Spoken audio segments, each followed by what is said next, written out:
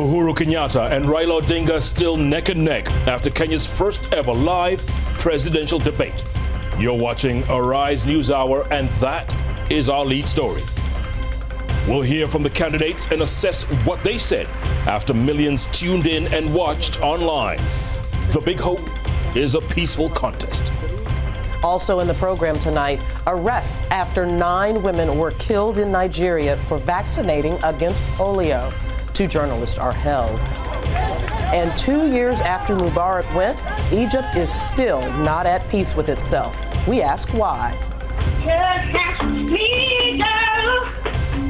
And South Africa's singing sensation is found and launched into America.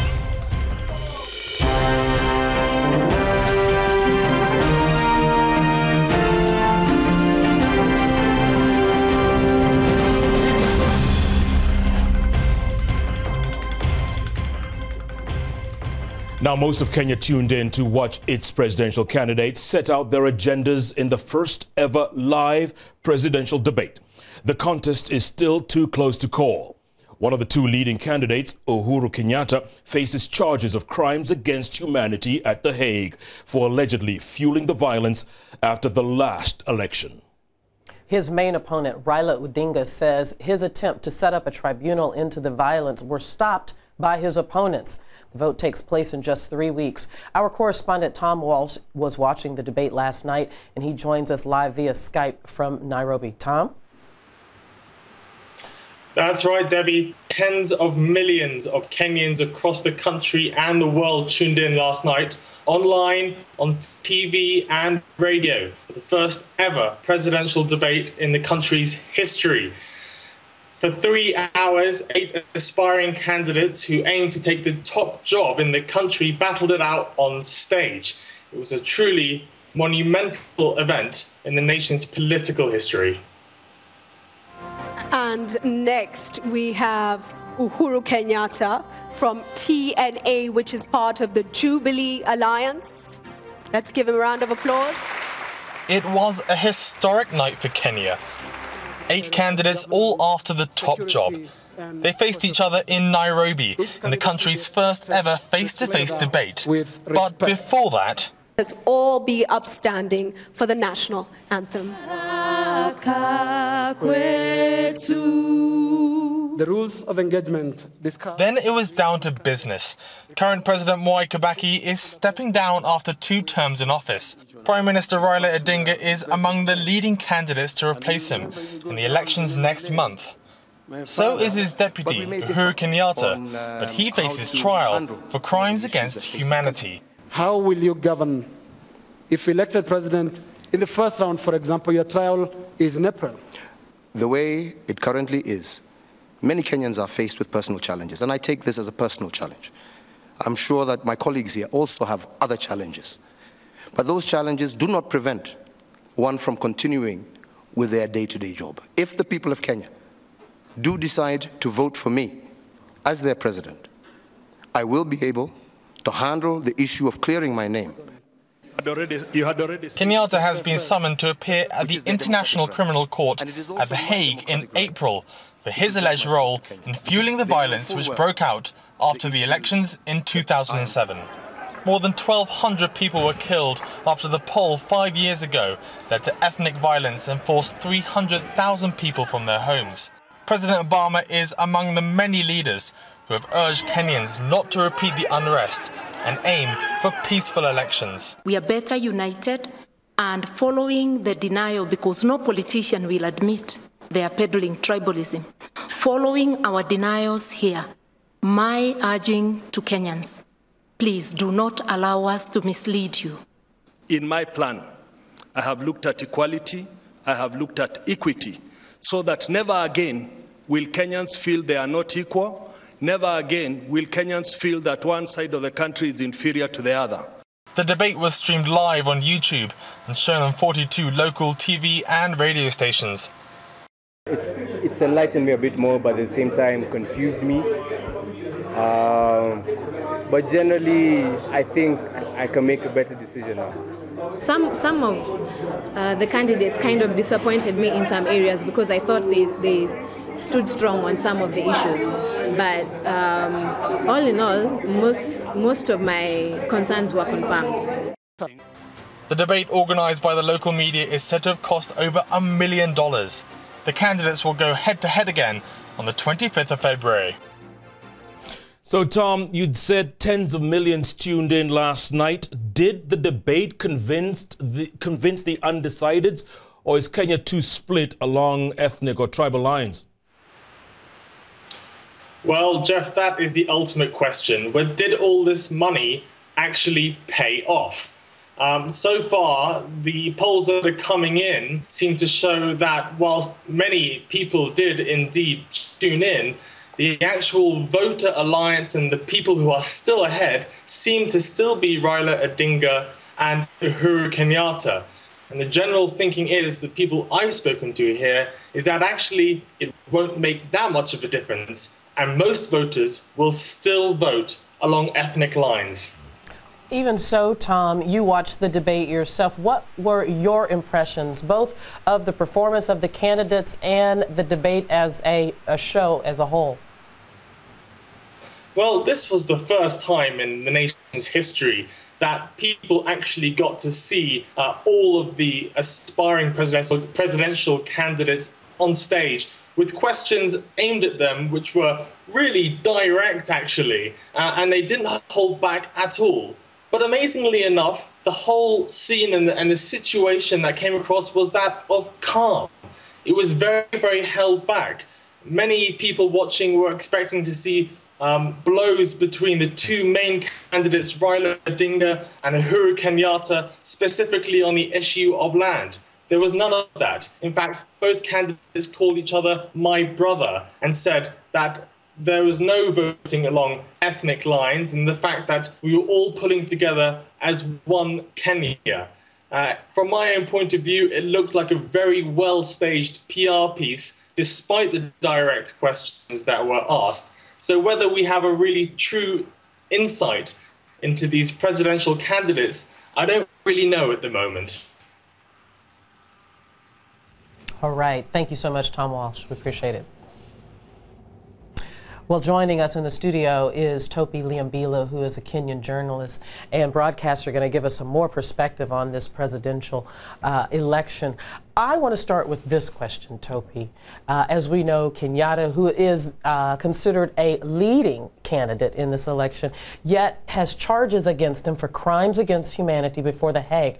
How can he be a candidate and have such serious charges against him? Well, it's interesting because we thought initially, I mean, everybody knew that the IEBC was going to vet this candidate, and even the new constitution also reads that, you know, they ought to be, you know, of integrity. And one of the things many people, you know, thought that they would not even be given the okay to stand. But the IEBC passed them and gave them the certificate to contest. And surprisingly so, Topi, the ICC itself, International Criminal Court, they said they have no problem with Uhuru Kenyatta and William Ruto running for office. Yeah, that's the point, but you see, the thing is this. They have no problem for them running to office, but the question is this. Should Uhuru Kenyatta win the elections?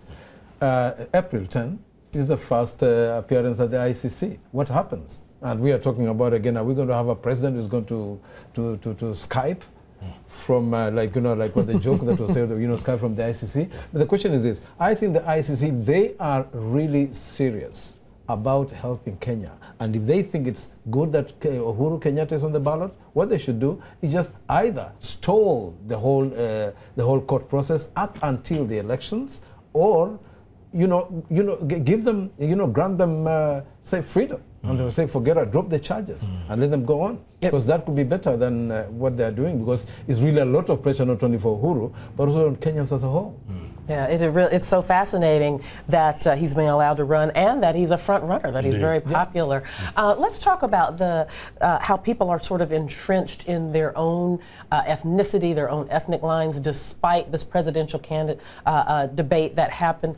Is there anything that a candidate can say that might convince a voter who's already made up his mind to change his mind and be more open-minded about who they might vote for? It will be very difficult for any, say, voter to change now just following the debate. But I think I like the atmosphere in the debate. That, you know, we had a very reconciliatory tone among the candidates. They were calling each other, oh, my brother, or Odinga, my brother, Uhuru. This is what they ought to take out to the voters. We want that tone not to stick in the studios. It's not for the cameras. They need to take that tone out to the people and tell the voters, you know what? These are my brothers. This is a fair contest, like in any ball game or any contest. At the end of the day, we shake hands and say, okay, fine, you are the winner, I'm the loser. Next time, I'll take on you. But are they prepared to do this? And this is the only, because that if you look at the voters, they listen to what these people say, and they follow their leaders. If their leaders decide, because it's these kind of, you know, hate speech, these kind of mixed messages that their leaders, you know, pass through. And instead of, you know, coming up and saying, okay, fine, this is the policy, or these are my guidelines, this is what I want to do for Kenya, they're saying, oh, you know what, they're blaming each other out in the field.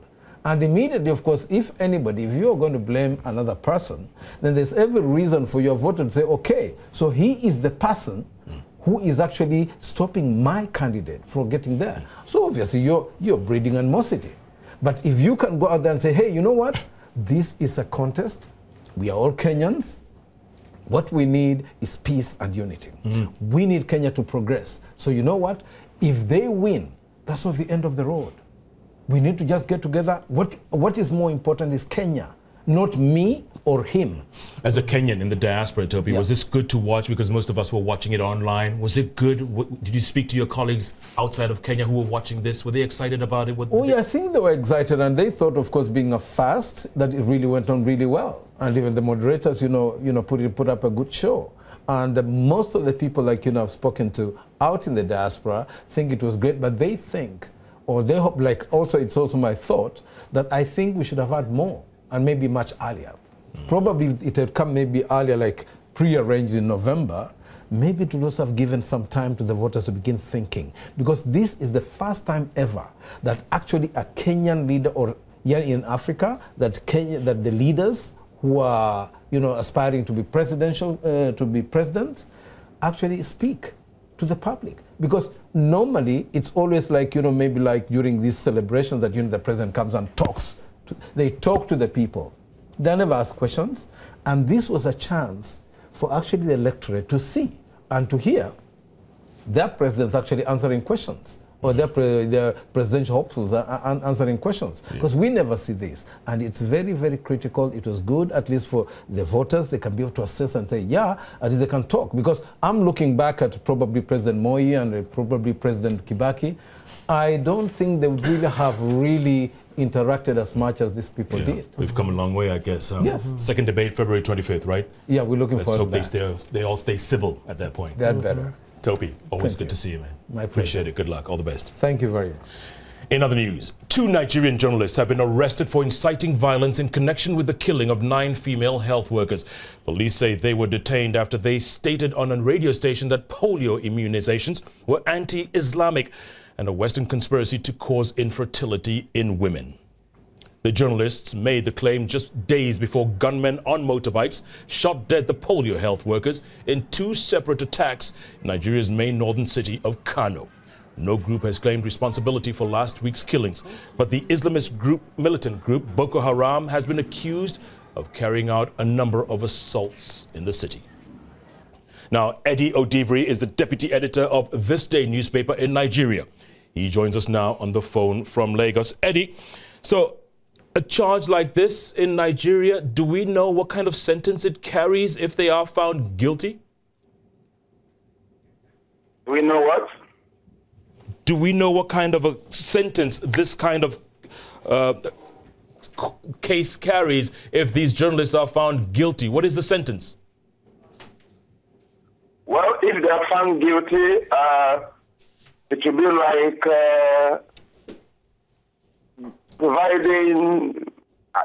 agitating the people into violence, and they were going for it. I don't know exactly what the sentence would be, but certainly they will be liable if they are found guilty. So far, has anyone claimed responsibility for the killing of the 9 nurses, Eddie?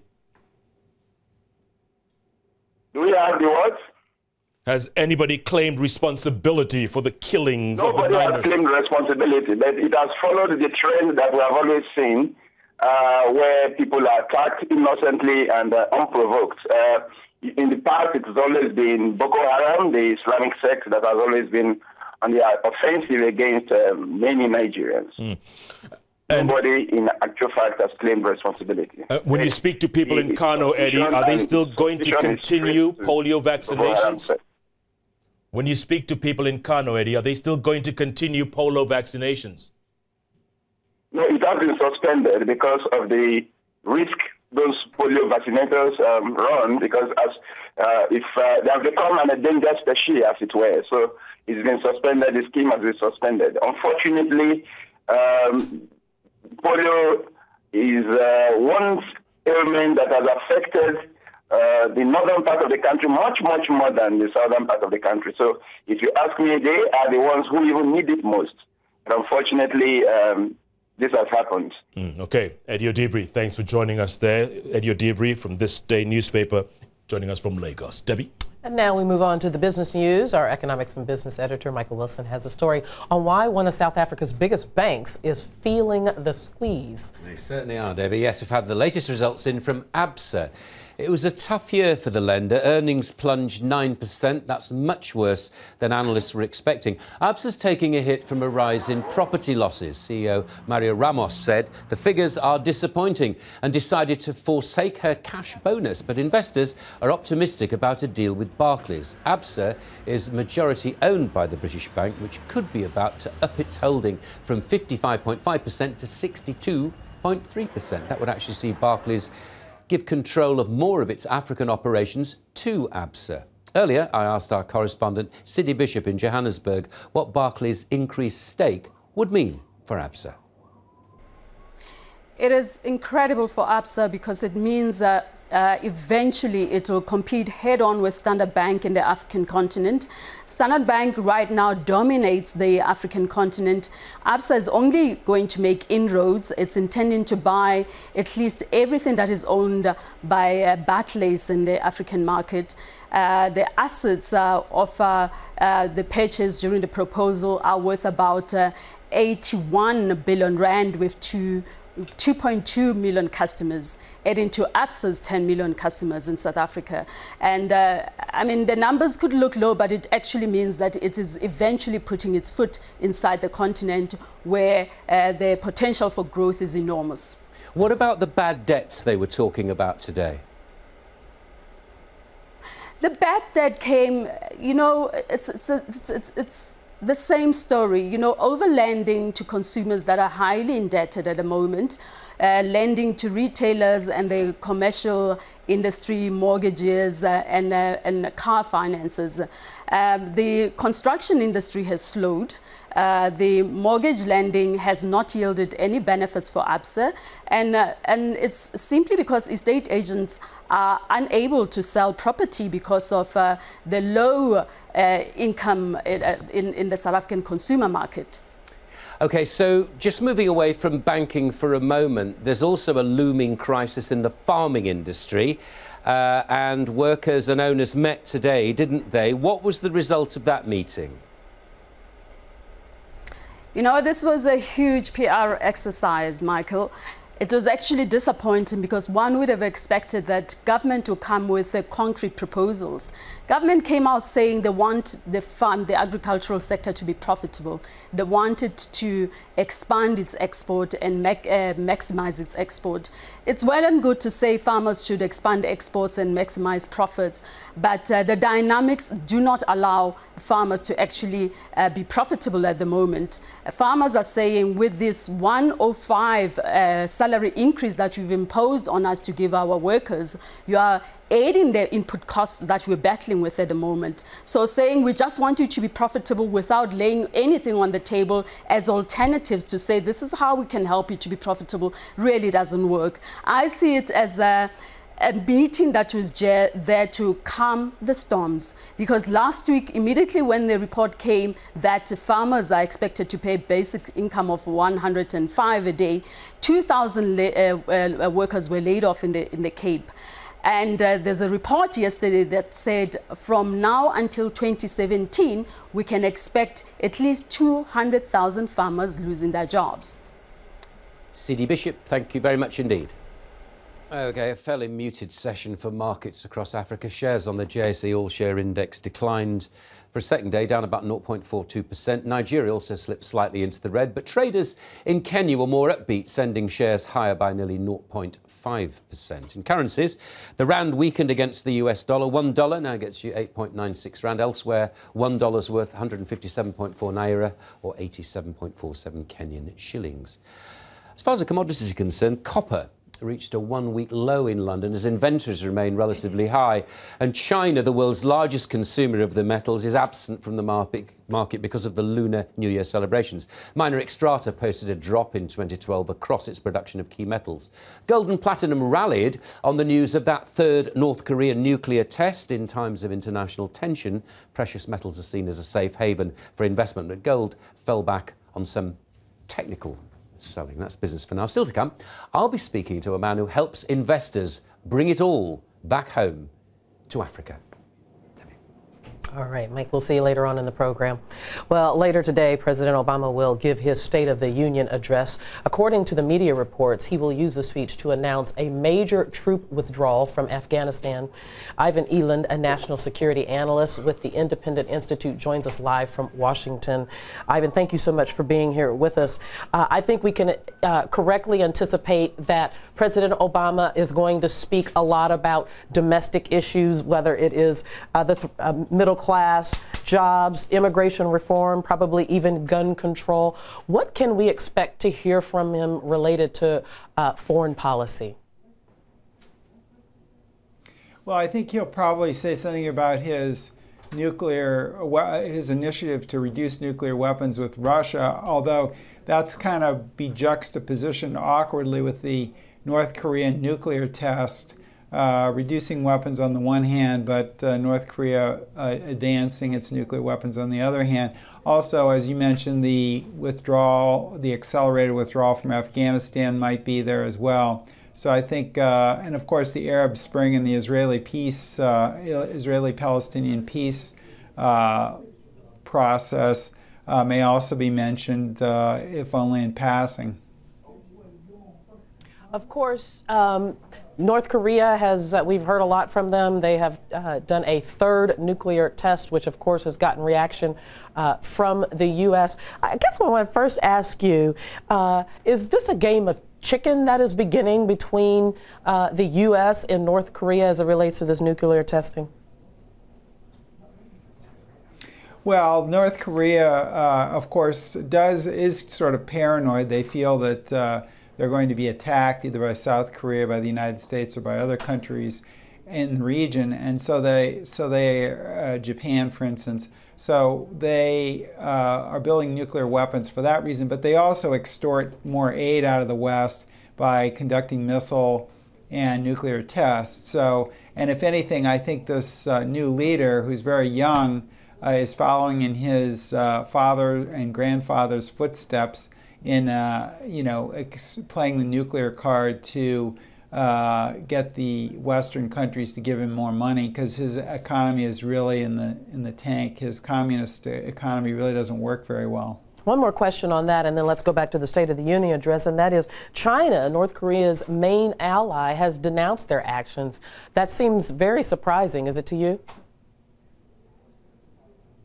Well, no, because I think that China doesn't really want North Korea to get nuclear weapons either, because they're right on their border. But what they fear more than North Korea getting nuclear weapons is instability and chaos in North Korea, and that's why they don't cut the oil exports to North Korea and the aid, because they're afraid the whole place will implode and they'll have many refugees streaming over into China and the whole place will be destabilized. And they fear that more than North Korea getting nuclear weapons. So they will definitely protest this because there's been signals in the press, the Chinese press, that they would do that. But whether they're really cut off aid and oil, I rather doubt it. I only have time for one more question, so I'm going to squeeze two topics in it. First of all, should we expect the State of the Union address to be largely a victory lap for Obama, talking about what he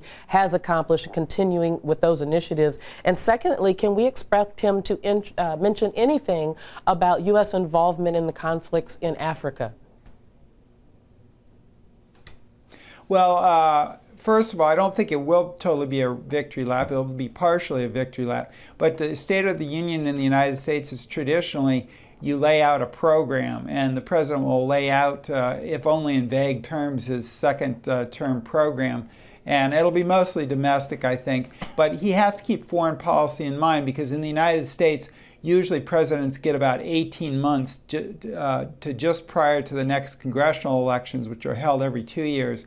He's given that window, and then he'll become a lame duck after that. So he's got a limited window to get this stuff done, and he can probably find some agreement on immigration reform, because the Republicans lost big among the Hispanic minority, and they're really forced to do something. And there may be other issues like trafficking or whatever that he could get some traction on. Other things like global warming, etc., he won't be able to. As far as the conflicts in Africa, he may talk about the French, helping the French in Mali, and also, I don't know as he'll talk too much about Somalia, because the drone program is secret, what the U.S. is doing in Somalia, Yemen, and Pakistan. So I doubt if he'll talk about the Somalia conflict too much. But he may mention Mali as assisting the French forces there against the Islamist fighters. All right, that's Ivan Elan of the Independent Institute. Ivan, thank you so much for joining us. Now, 2 years since the uprising that toppled the former Egyptian President Hosni Mubarak, the country remains in a state of turmoil. Police in Cairo used water cannons on Monday to disperse protesters who were rallying to mark the anniversary. Dozens of youth threw rocks at the presidential palace following a peaceful march by thousands of demonstrators who were demanding the departure of the current president, Mohamed Morsi. They accused Morsi's conservative Muslim Brotherhood of hijacking Egypt's democratic revolution. Now, with Tunisia also experiencing unrest, there are obviously great challenges ahead for the two countries where the Arab Spring began. Joining us now in the studio is political analyst Imad Mesdoua. Imad, good to see you again. 2 years later, I'm sure there are people on the ground saying, we miss those good old days. Certainly, I think there's a big debate that is emerging, which is that of stability versus democratic legitimacy. So people are pointing to the fact that under the previous governments, you had political oppression, but you had some form of stability, political stability, stability when it comes to security, and dealing particularly with the radicalization of some political groups, particularly the religious ones. These political parties now in Tunisia and Egypt that are really coming to grips with what it means to govern are dealing with economic and social problems that they have failed to address. There are also accusations that they've been amassing too much power. And so I think to a certain extent what you're saying might be right. Some people might be saying that, but it doesn't deter from the fact that these governments are now facing a grave political crises when it comes to their own legitimacy in power, really. In America, we have a saying called Groundhog's Day, where the same thing seems to be happening over and over. And it seems like we're sort of experiencing a Groundhog's Day, both in Tunisia as well as other places. The protests that we see, do you expect they will lead to reform in government or the ousting of the government altogether? Well, that's quite unclear for now. What is for sure is that you've had politicians like the Prime Minister of Tunisia that have acted as a response to these protests. So he's called for a government that would be apolitical, that would be packed with technocrats. But even then, he's faced opposition from his own political party who refuse to give power back to people who they see are former members of the Ben Ali regime. And so in Egypt, however, you're less likely to see that kind of change, where Morsi has adopted a more of a crackdown approach, where he's brought in the army, he's called a state of emergency in Port Said. So you have different situations and different approaches. And I think, but in any case, both governments, both transitional governments, really understand the fear, the threat that is there of having a second Arab Spring that will end violently for both of them. Yeah, an Arab Spring, which can turn into an Arab winter, Iman. I guess things are going to get a lot worse before they get better. Are those scenes the ones you see behind you there? We're going to see a lot more of those. We are, unfortunately, I think, unless the political demands that are at the heart, not only of the Arab Spring, but of the protests we are seeing now, are directly addressed. I think both governments in Egypt and Tunisia have really failed to seize their opportunity whilst governing to address the concerns that people had at the start of the Arab Spring. Those are bread and butter issues primarily. People care about the education of their children. People care about the unemployment, inflation, rising food prices. But those have been unaddressed by governments in both of these countries who have preoccupied themselves with a religious agenda or a political agenda.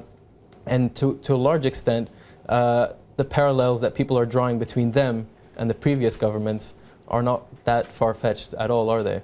I wonder how organized the protesters are, because the more organized they are, the more likely that their concerns will be productively addressed. Do you see leadership cohesion even amongst the protesters? Well, I think in Egypt you have a more organized opposition where you have the New Salvation Front, which is a coalition of opposition parties, mainly seculars and leftist parties that have come to, that have rallied together to oppose the Muslim Brotherhood. But in Tunisia, that's less clear because some of the opposition parties are actually in government. Some of the secular parties are actually in government. And most of the protests that you witnessed in Tunisia were actually quite spontaneous, and they came as a result of a political crisis which followed the assassination of Shukri Belaid. So you have differing situations. In Egypt, you have a more cohesive opposition that is sort of putting forward an opposition agenda. But in Tunisia, I think that's less certain for now. There are certainly differences that are emerging between the political parties. I'll give you one example before finishing up. In the party of the president, which had initially said it would withdraw from the government to oppose the Ennahda party following the assassination of Shukri Belaid, has actually decided to stay in government today, so joining the Ennahda party. So this is where you see there are different dynamics in both countries, and I think it's important to really look at the nuances in each political party. Imad Mazdoula, thank you so much. I always appreciate your perspective. And you are watching the News Hour right here on Arise. Our top stories this evening: Kenyatta and Odinga are still neck and neck after Kenya's first ever presidential live TV debate in Kenya. 2 journalists are held in Nigeria for inciting the killing of 9 women who were vaccinating against polio. And the Super Eagles return home triumphant. Thousands of fans greet them at the airport. Also ahead on the program,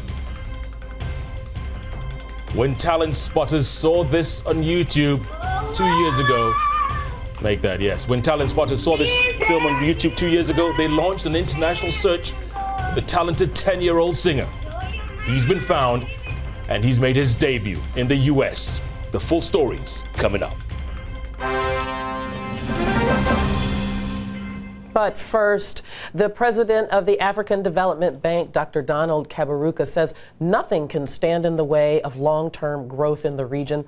The bank has focused on major infrastructure developments such as roads, railways, power plants, and communications to help increase trade between African countries. We asked Dr. Kaberuka how much responsibility for Africa's rise as an economic powerhouse rests on the shoulders of its leaders. Now, but leadership, not simply top leadership. It means leadership at all levels. Because far too often, we Africans have blamed top leaders for everything. I don't agree with the notion that somehow African leaders are an exception. They are weaker than leaders all over the world. Some people believe that European leaders are lacking at the moment. But because there are other leaders in the system, things are moving. So, yes, leadership, but at all levels of society, business leaders, traditional leaders, academia, political leaders, all of us. Someone said the other day that the Africa train has left the station. Either you're on it or you're going to lose out. You agree? It has left the station. It should have left the station several years ago. So it has to catch up. It has to catch up, and I think that is happening now. The world is beginning to take note. There are still a few Afro-pessimists who will pick up on Mali, will pick up on Somalia, will pick up on an event here. There was an article yesterday here from one of the influential American papers saying because of Mali, investors are changing perceptions. There was another article from Foreign Policy saying all this African rise is a hype. Now, I disagree, and I'll tell you why. Nothing will change Africa's demographics. Not Mali, not Somalia. Nothing will change Africa's trend in urbanization. Those crises will take place, but this dynamic is there. Nothing will change the dynamics of internal trade because it is driven by the demand of things I've just mentioned to you. Now, there will be crises now and then. After all, Europe in the last century saw 2 world wars on its own theater, in the Pacific theater, and they overcome it. So people want to pick on an event here, on a crisis here, to question Africa's optimism will always be there. But we have to tell our own story, as you're doing now, and the story is nothing will stop this dynamism in the long term. I'm glad you mentioned we have to tell our own story, Mr. President, because for the longest time, others would come to Africa to tell our story for us. Now, we are taking the bull by the horns. We are telling our own story. How important will that be going forward? Oh, but you know the famous African saying that until the lions speak, it's only the hunter's story which you'll hear. Now it is time for the lions to tell their story. Because up to now we're hearing the story of the hunters. Now it's good that the lions now are coming out, telling their own story. It's a different story, but we have to do that. And I think this is what has happened in Asia, Asia Pacific, less so in Latin America, which we have to do. In other words, acknowledge the failures, the weaknesses, things we have to fix we ourselves, and get on fixing them, whether it is economy, whether it is politics, whether it is inequality and the rest of it. Not deny them, not pretend they don't exist. Because, you know, as Arabs like to say, you can't hide the sun with fingers. But having said that, indicate that you know what to do, you know the direction of travel, and begin as we are doing right now. We see the growth is looking good. We see everybody's talking great about Africa, and then we get complacent. I don't agree with you, Jeff. Look at the current global crisis. Who caused it? Between 2000 and 2005, a lot of complacency in North America and Europe that we have never had so good. Credit was cheap. Things were okay. Some countries were getting to full employment. They didn't see the bubble bursting down the road. Combine that with greed on Wall Street. And now the whole world is paying in terms of unemployment. Are you going to blame Africans for that? Are you going to blame Asians for that? No, nobody is. I think that for far too long we have played victim. I think it is important to acknowledge things we need to fix, including a bit of complacency now and then. But I think on balance, we have a positive story and we must tell it.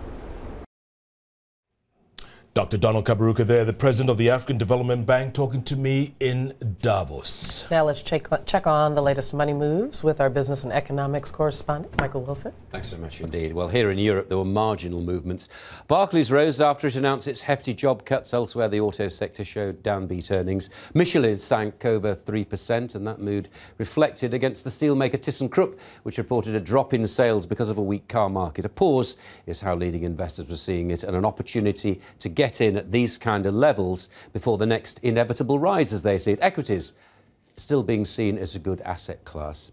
The pound dropped to a 6-month low versus the dollar amid speculation the Bank of England will revise down its growth forecast tomorrow, underlining the case for keeping interest rates at a record low. And sterling fell for a second day against the euro, even though a report showed UK inflation held at the highest rate since May last month, which would normally signal an increase in interest rates. On Wall Street, Dow Jones has been flirting with that 14,000 level, but markets generally little changed as traders wait for President Obama's State of the Union address. Let's get more on that live to our correspondent Chitra Norvat in New York. I suppose really what President Obama has to address is a promise of economic success as yet unachieved. What will he say?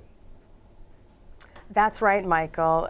He is focused on economic growth, and that's what he's going to talk about tonight as his way to address the budget deficit. We think that he's going to want to do more, put more spending forward in infrastructure, manufacturing, clean energy, education. Those are areas that have been a focus for him for the past 4 years and will continue to be. He also wants to do a comprehensive trade review with the European Union, and immigration reform is very important to him because he views that as a key economic issue. On the Republican side, they're going to have Senator Marco Rubio of Florida provide the Republican response, and they, of course, are looking for more spending cuts but no more tax increases. What we've got coming forward is sequestration, which is when the mandatory spending cuts take effect on March the 1st. Now, alongside that, we've had some corporate results, haven't we, and news of a rather large lawsuit, Chitra. That's right. We've had a couple of corporate news come in, as well as a lawsuit with McGraw-Hill. And so what has happened is McGraw-Hill, they recently reported quarterly profits, which increased, but their S&P unit is under investigation because of allegedly using improper bond ratings prior to the 2008 financial crisis. The Department of Justice, they filed a civil lawsuit against the S&P where they're looking for about $5 billion. But McGraw-Hill, they feel that the government will not be able to prove intentional misconduct. On some corporate news, Coke reported quarterly fourth quarter net income, which was slightly better than analysts' expectations. Basically, they had increased sales in North America as well as the emerging markets, but lower sales in Europe. They actually restructured their U.S. bottling operations because they're looking for more healthy choices for consumers, and consumers want more non-carbonated beverages. With Avon, they actually reported a net loss, which was better than what analysts expected. Avon, they sold more products, particularly in Brazil and Russia. Brazil is very important to them right now, but their sales in North America dropped.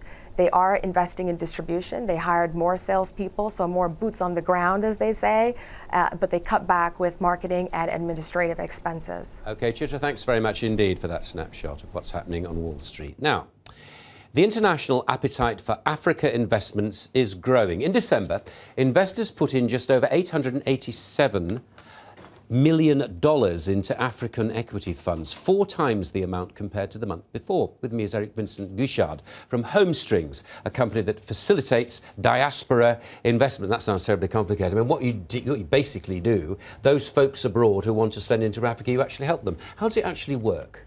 What we focus on primarily is the component of the remittances that is looking for investment back home. So whether it's investment in real estate, investment in infrastructure, or investment in... Who picks the projects? Do you help people with that then? Well, it's an interactive portal where they express through our social network platform what their interest is.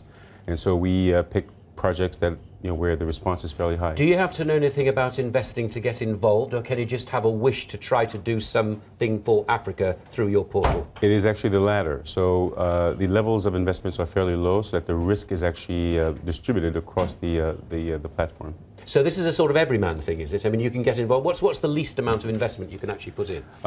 It depends on whether it's equity or bonds. So if it's bonds, it's $1,000. If it's equities, it's $5,000. There is, however, a requirement for qualification, whether you are based in the U.S. or in the UK or the EU.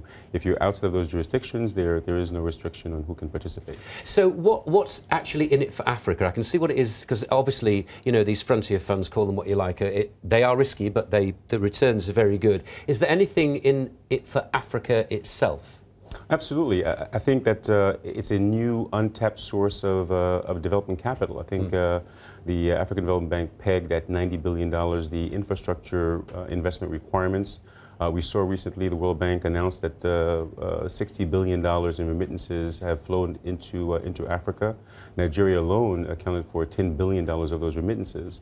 And so what we're trying to do is create a conduit that facilitates diaspora investment into what they call productive sectors of the economy. Okay, so here's a big question for you then. I mean, is it actually helping development in Africa as far as you can tell? Is it measurable? Absolutely. I mean, we currently have about 42 deals. We actually are running behind the level of interest coming from the professional diaspora. The interesting thing here is that there are 23 million Africans living outside of the continent, but there's a growing number of interest from Africans living on the continent. I think LinkedIn, looking at the composition of LinkedIn, which is the professional social network on the web, you see a growing number of African professionals who are participating actively in the investments in their home country or in their home region. Eric Vincent-Guichard, thanks very much indeed. It's quite a me. neat scheme, really, isn't it? I mean, the good thing about it is you don't have to be a billionaire to do it. In fact, I shall be collecting cheques from you after the program. Doing it right now, Mine is in the mail. Yeah. Nice one. Well done. All right, Michael, thank you very much. Well, it's time now for a roundup of the other stories in the news today. Officials in California say they've now received hundreds of tip-offs from the public as their hunt for the fugitive ex-policeman wanted for murder continues. The LAPD is offering a $1 million reward for information leading to Michael Dorner's capture. Astronauts at the International Space Station will soon be getting a taste of home. This Russian resupply ship just blasted off from Kazakhstan, loaded with scientific equipment, letters from loved ones, and fresh food and water. And tourists aboard the Carnival Triumph have had their holiday cut short after a fire in the engine room left the cruise ship adrift in the Gulf of Mexico. None of the 4,000 people on board were injured. Now they're being towed to safety. In other news, UNICEF has urged rebels in Mali to release child soldiers in their ranks as soon as possible. Eyewitnesses say children as young as 12 are taking part in the fighting. Following heavy gun battles over the weekend, Malian troops began carrying out house-to-house searches. There are fears some fighters could be hiding among the population. The country's soldiers say the rebels are deploying child soldiers and using the people as a shield against the offensive. When a child is found with a weapon, he is no longer a child, but he is a child. It is the child who's been abused who is the victim. In fact, all of this is a way to rally people, information and education campaigns that we are in the process of carrying out with the military. UNICEF has urged rebel groups to release any child soldiers in their ranks as soon as possible. The rights group says it's spoken to several witnesses who say children as young as 12 are taking part in the fighting. An armed group is a group that will manipulate the child. They will ask him to play a role, and there are various roles that a child can play at different ages. They can be used as human shields. We do not talk much about little girls. There aren't normally very many, but you can imagine what they are used for. Thousands of troops from France and African nations were sent to Mali to oust Islamist militants. They have recaptured the major towns in northern Mali, which had been under Islamist control since April last year. Every person, every citizen, every father, mother, every community leader, village leaders, and of course the government and all its associates must absolutely declare that all Malian children must be protected. We have to stop them being enrolled. We have to get them out of this system. UNICEF says the Islamist groups have no business recruiting children into their ranks and putting them on the front line. They're doing everything they can to make sure this practice stops. Adrian Smith, Arise News. And you are watching the News Hour right here on Arise. In another story, Africa is home to many of the world's great apes, but conservationists are warning more still needs to be done to protect them from extinction. Will Took reports.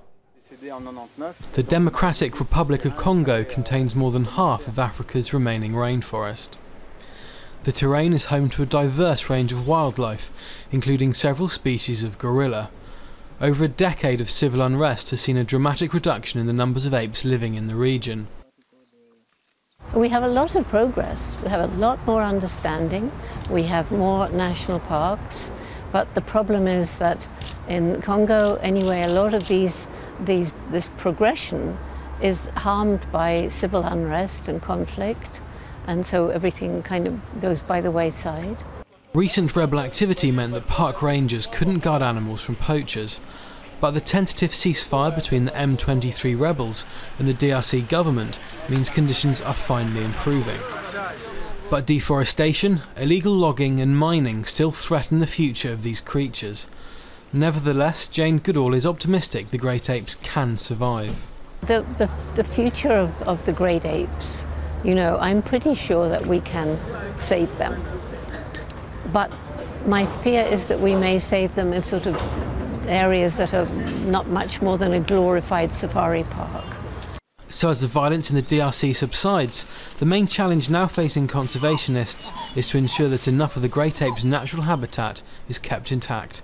Will Turk, Arise News.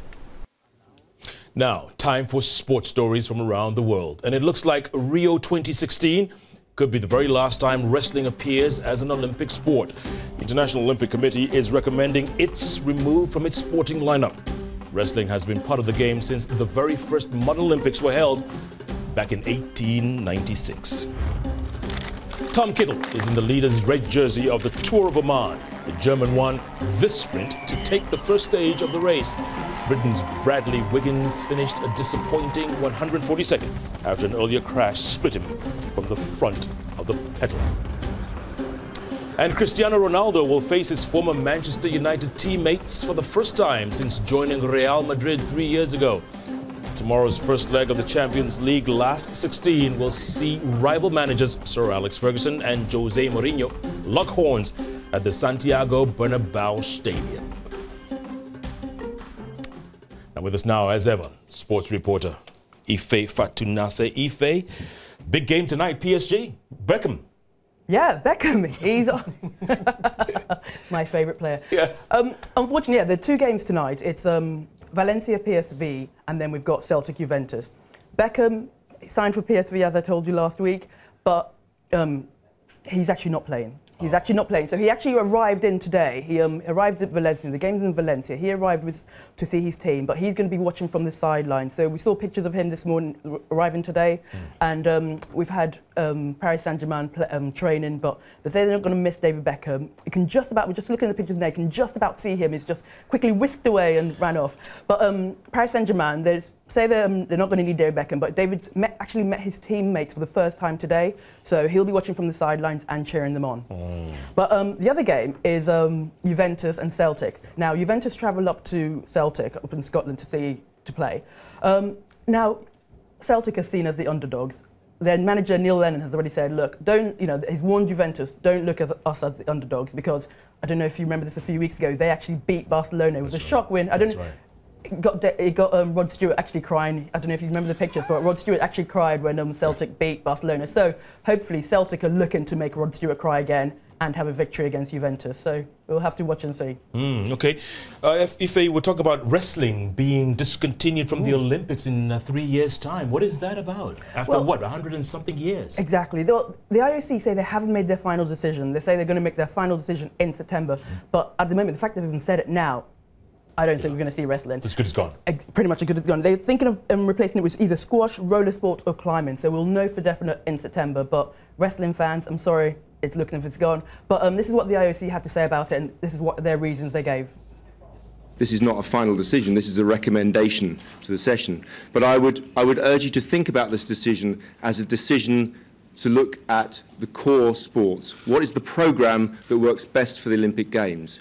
And in the view of the Executive Board and the members of the Executive Board, this was the best programme for the Olympic Games in 2020. It is not a case of what's wrong with wrestling, it is what's right with the 25 core sports. And that, I think, is the way that we, as the IOC, would look at it.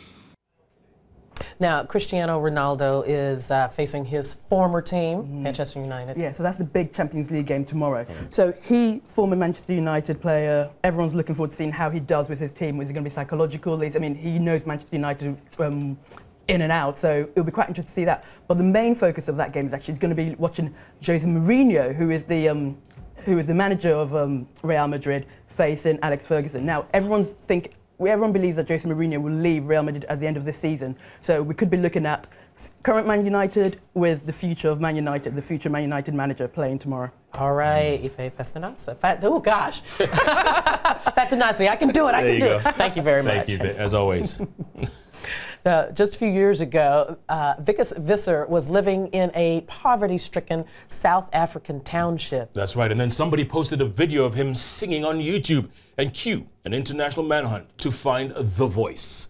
Now, this teenage sensation has a record label and was chosen to represent his country in America for Black History Month.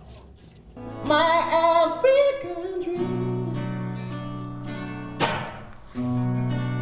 There's a new tomorrow.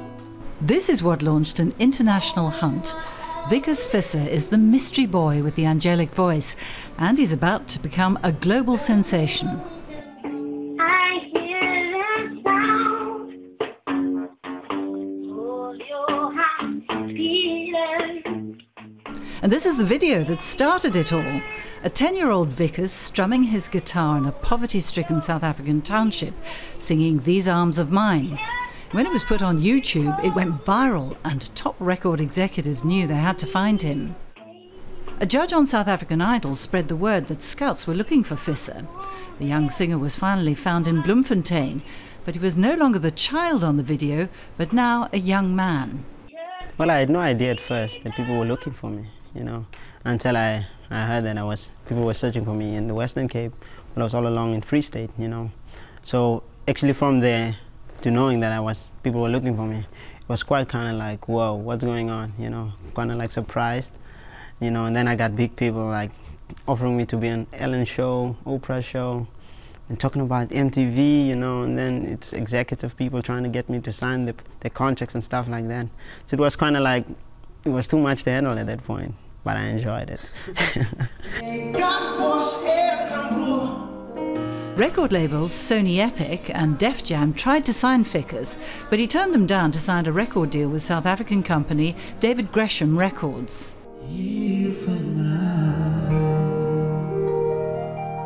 Perfect. Well, I think it's better to take things slow and then to rush to quick fame or to rush in anything. So, but basically I made my decision because education for me is very important. So I just had to finish my matric, and from there on, and because I'm proudly South African firstly, and so I took the initiative to finish my matric, and then from there on I'm pursuing my career. Being discovered on YouTube has of course led to Vickers being compared to another singing sensation, Justin Bieber. He too was discovered when videos of him singing were posted on the net, but that's not the only icon he's been likened to. And once the one comparison to Michael Jackson, it's kind of like too much, you know, because that guy's he's a legend, you know. But Justin Bieber, it's an honor to be compared to Justin Bieber because he's done well in his career, you know. But I really think it's time for Vickers to shine as Vickers and to portray my vision in music and how I want to put music out or how I see music. So I'm really honored for the comparisons and all that. Stay on freedom. Oh, yeah. Vickers and his brother Vincent represented South Africa this weekend in Washington, making his American debut in a tribute concert to Nelson Mandela and Martin Luther King for Black History Month. Vickers has now moved to Johannesburg and started recording his album. He'll be giving live performances and posting more YouTube videos later this year. Heather Scott, Arise News.